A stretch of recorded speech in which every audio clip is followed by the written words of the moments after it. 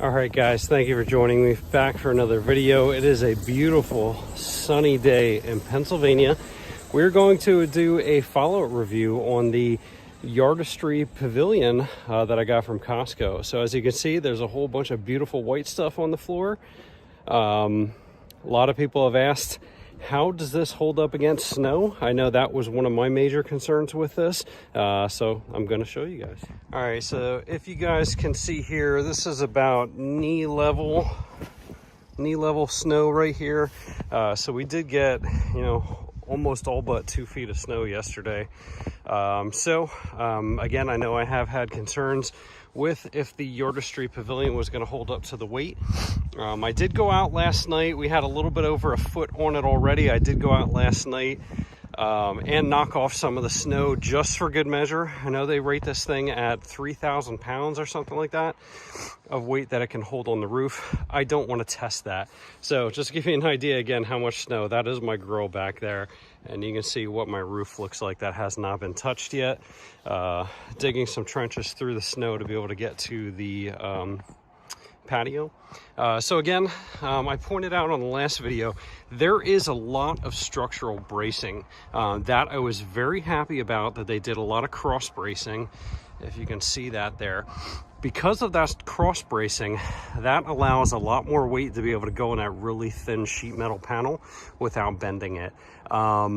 Again, time's going to tell what it looks like once the snow melts, but so far I have not seen any indication that there's any issue from the weight of the snow on it. Again, you're going to see there's probably a good 6 or 8 inches on it now, just to give you an idea. Again, this thing is holding up relatively well. I mean, I don't really have any qualms about it. Otherwise, I mean, you can see the color difference. I didn't do the insides and that rail piece on the outsides because they don't seem to get hit with the rain as much. But again, otherwise, I don't really have any qualms with this. You guys can see firsthand what it looks like with snow on top of it. And we'll get an underside look. I don't see any indication that there's any bulging on these panels. So I consider that a success. Oh, and you may ask, what is this contraption that I have here? So I was trying to figure out how to get the snow off from all the way up there. A broom is not going to be enough. Obviously, that is, it stretches 20 feet or so. So I did try and unscrew the broom part off of this off of the post to actually put it on an extendable paint handle. Turns out the thread pitch was a little bit different, so that didn't work. What I did do though is I actually had an old paint roller setup sitting in the basement, so I actually just put that on the end of the extendable paint shaft, and I actually just pulled down the snow, which actually worked pretty well. I'll go ahead and show you guys real quick if I can do it one-handed. All right, so we got this up on the top of the pavilion, and basically what I did is I just rolled up like that and pulled down the snow to be able to get all the residual stuff off. Sorry if this is shaky, it's tough doing one-handed. But basically I just maneuvered this around to break up the snow and pull it down as needed to get all that big stuff off of there.